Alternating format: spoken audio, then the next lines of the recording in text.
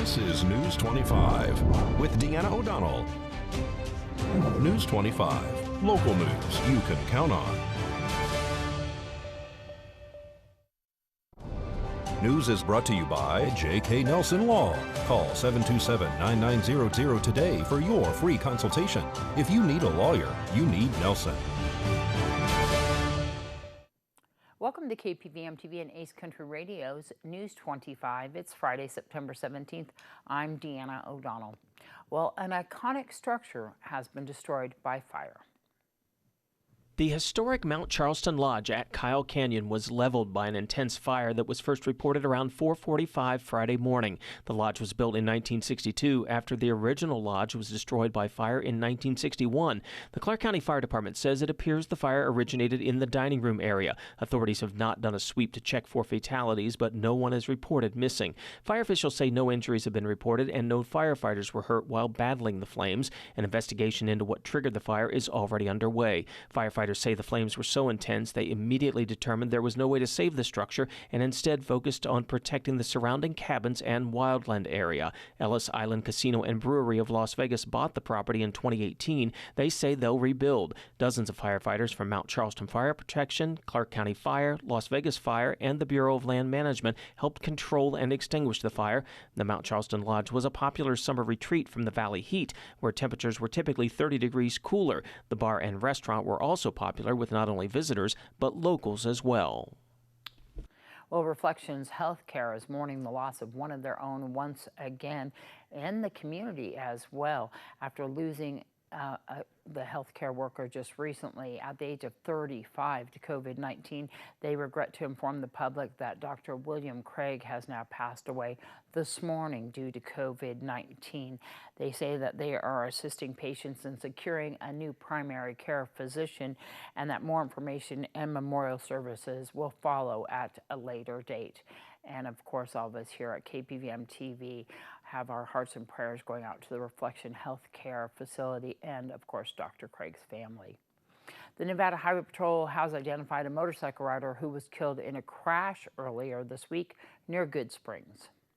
The crash happened Monday afternoon at the intersection of State Route 161 and Good Springs Bypass Road. NHP's preliminary investigation found that a red Mazda SUV was traveling eastbound on 161, while a Harley-Davidson motorcycle being ridden by 62-year-old Stephen Boyoung of Jean was traveling westbound on 161, approaching Good Springs Bypass Road. Troopers say the Mazda was attempting to make a left-hand turn onto Good Springs Bypass Road without yielding the right-of-way to the approaching motorcycle. The motorcycle struck the front of the SUV and overturned, ejecting Boyoung. He died at the scene. This marks the Nevada Highway Patrol Southern Command's 55th fatal crash, resulting in 64 fatalities this year. And NHP is also investigating a deadly wrong-way crash that occurred near Searchlight. NHP investigators say a white Toyota RAV4 SUV was traveling southbound in the northbound travel lanes of US 95 around 7:30 last Saturday evening. At the same time, a Toyota Tacoma pickup was traveling northbound directly in the path of the wrong-way vehicle. The two vehicles collided, sending the RAV4 onto the unpaved shoulder where it overturned. The unrestrained driver and only occupant of the RAV4 was ejected and died at the scene. And investigation during these accident scenes are becoming a problem. Nevada Highway Patrol says motorists ignoring traffic control devices and officers at the scene of a crash is becoming an increasing problem. And Trooper Justin Bransky says that can endanger first responders and the people they're trying to help. We've had a lot of trouble with cars either disobeying our roadblocks or disobeying staff. There's usually several staff on scene as far as the Highway Patrol, Nye County's auxiliary, their deputies, medical. Safety on scene is our utmost important thing, and to have people disregard what we ask and to try to drive through them, whether it's negligence or them not understanding what's going on, just pay attention.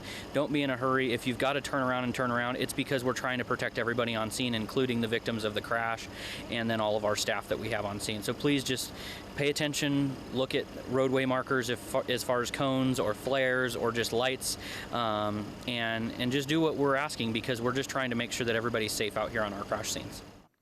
Thanks so much, Officer Bransky. Well, News 25 will return on the other side of this break. You're watching News 25, the most recognized and farthest reaching local news in Nye County. News 25, local news you can count on. Welcome back. As the flu season approaches, VA Southern Nevada healthcare system is encouraging all veterans to get their vaccinations for the influenza virus. Enrolled veterans can now receive their seasonal flu vaccination by appointment or walk-in at the North Las Vegas VA Medical Center or any VA clinic throughout Southern Nevada. The VA says last year we saw lower numbers of influenza compared to previous years because of social distancing and masking indoors. But the flu shot is still the greatest defense for serious infection.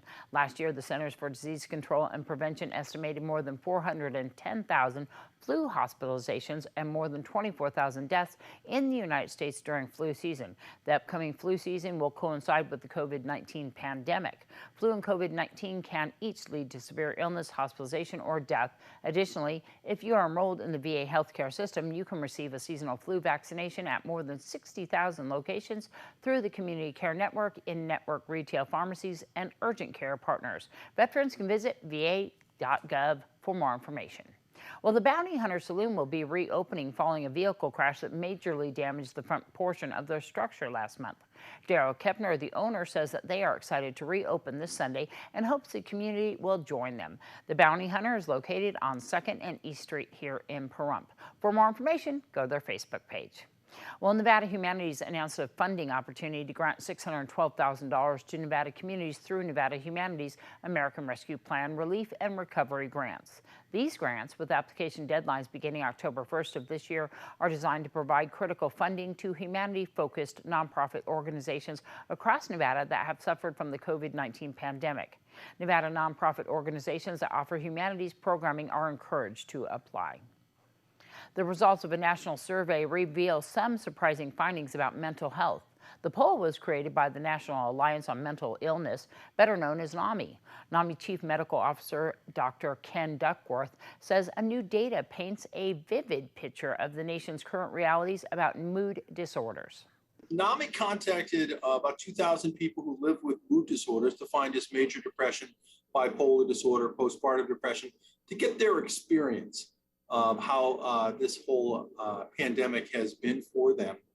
About 3/4 of people who are getting treatment are getting better and feel good about it. But a lot of people are having trouble accessing care. And there's still a gap in our attitudes towards what is kind of universally accepted as another wave of the pandemic, which is the mental health challenge. So a lot of people feel that there's shame and stigma associated with getting help for mental health.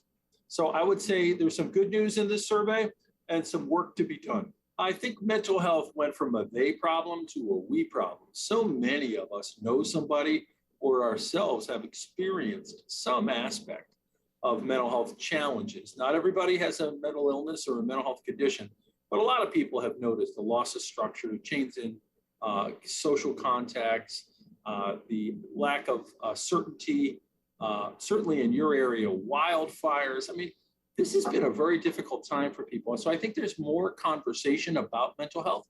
52% of the people in the survey said they felt more comfortable discussing their mental health.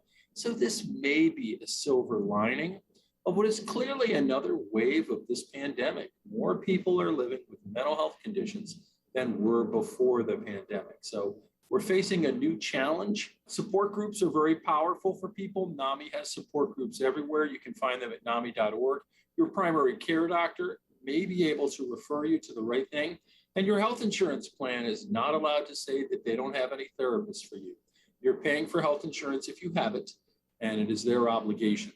Your community health center or mental health center may also be able to help you. Unfortunately, we have a mental health non-system, but if you wanted to troubleshoot with a human being, you could call 1-800-950-NAMI. That's our helpline, which is national, but there's also local groups of NAMI support groups near you.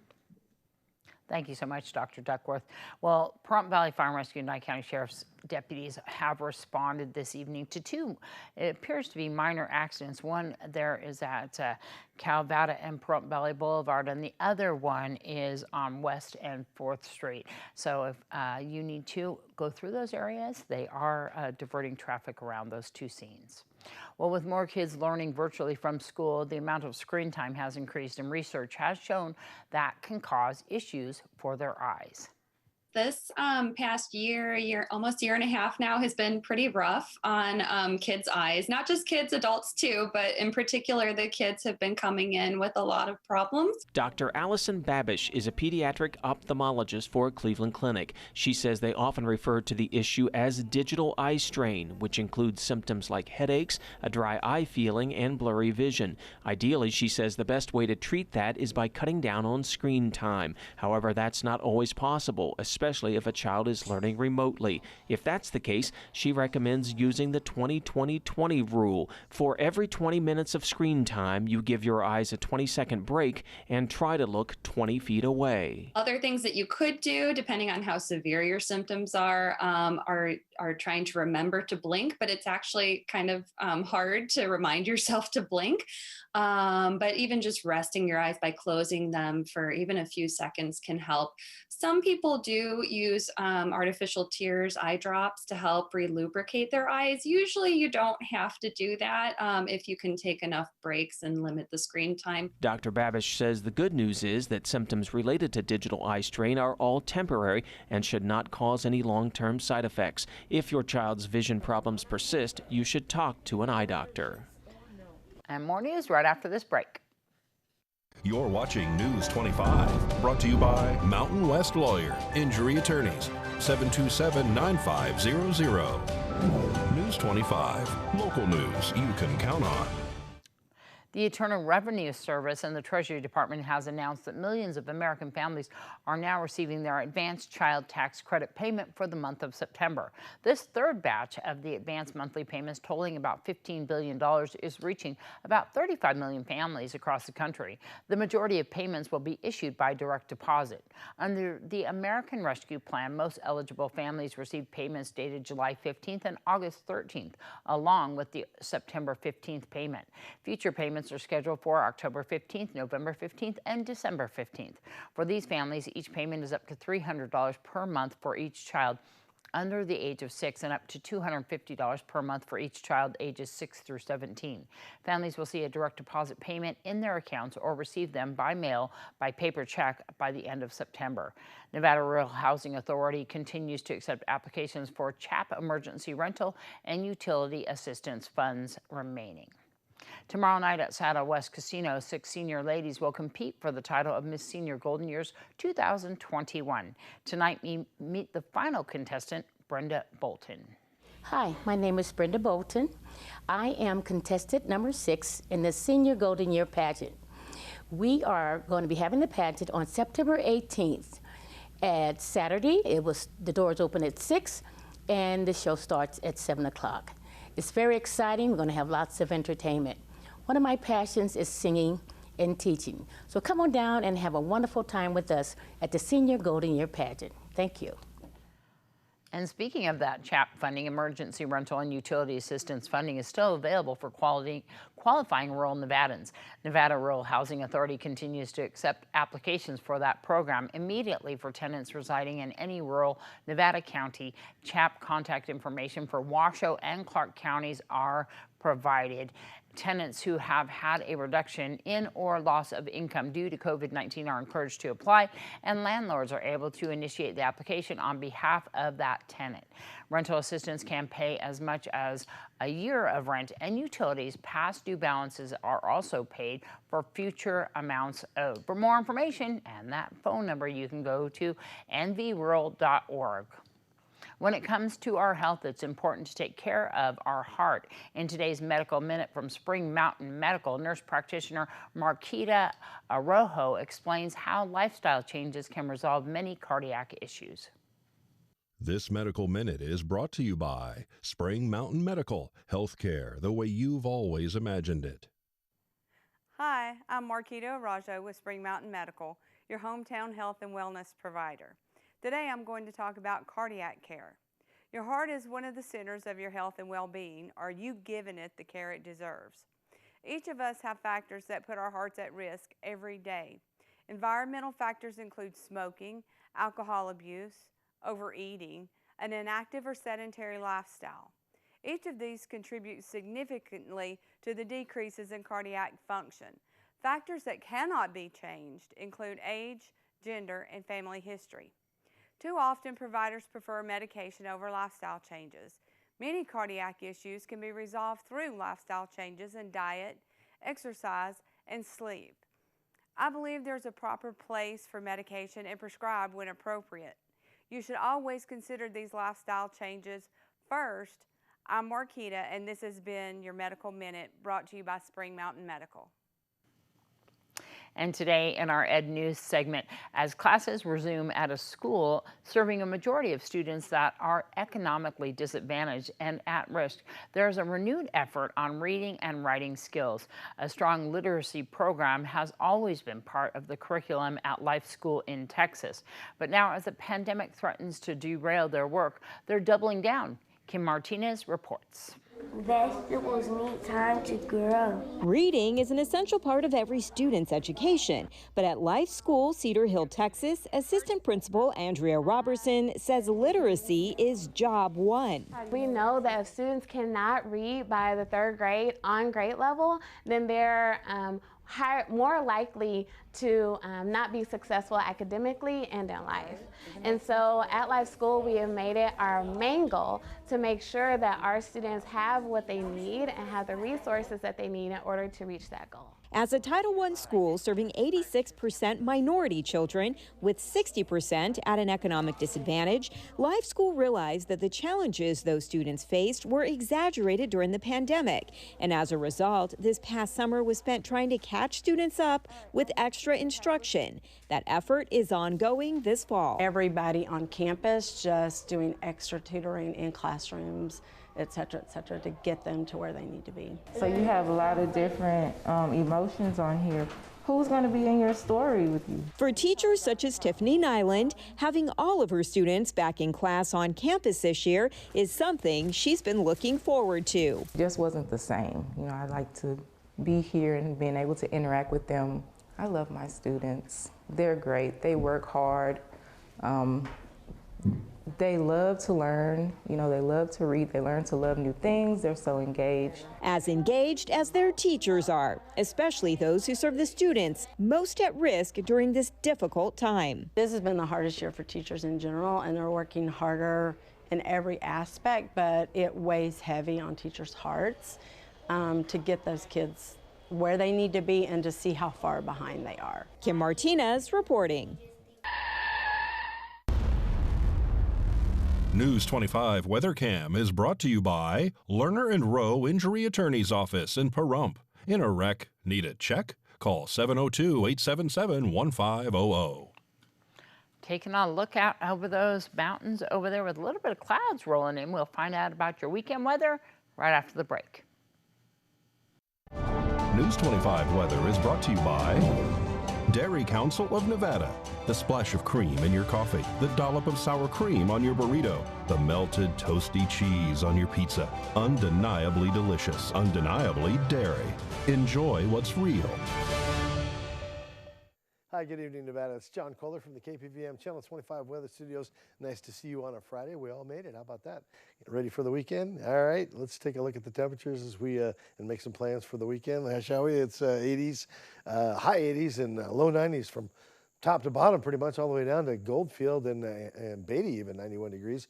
Amargosa, you're staring at 97 degrees, not sweating too bad, as well as Las Vegas, 98, 107 out in Death Valley. They'll never stop sweating in Death Valley. But here in the Paradise Pahrump, 91 degrees, and I stopped sweating hours ago. Wow. A little spritzy weather this afternoon, high of 93 degrees, and that little bit of sprinkling pretty much abating as we head into the evening. Sun rose this morning at 6:28 a.m. It's setting this evening at about 6:47. We gain 3 more minutes of night. Good hunting, vampires. 70 for a low tonight as the wind blows to us out of the east-southeast, 8 miles per hour, and that humidity, 29%. Yeah, I think it's going to be sticking with us for a little bit here. We got some clouds tomorrow. Temperature about 93 degrees, and that temperature will go up and down, but basically we'll put back about 5 more degrees by week's end. Going to have a little bit of wind next couple days over the weekend. That's all right. Coming at us out of the west come Monday as those temperatures start to increase. Lows tonight sticking around the 60-degree mark, and you know, other than that, pretty pleasant. Wednesday, Thursday, we might pick up some more cloud cover and wash down the little bit of dust we get blowing through this weekend, but that'll feel good. All right, back to the desk. Here's Deanna. All right, don't forget this weekend there is the First Choice Pregnancy Center diaper run happening tomorrow, and we'll see you out there at J-Mar Customs on Highway 160 at 9 a.m. and also, of course, the Rotary event happening Sunday. But we want everybody to join in the Fall Festival, and that means a parade. And if you like to join the parade, you can enter by going to visit Pahrumps' website, and you can find out all the information about Fall Festival, which begins next week. You can also get an application for the parade. Please do so. It's going to be so much fun. We hope you have a great week, and we'll see you back here on Monday. I'm Deanna. Good night.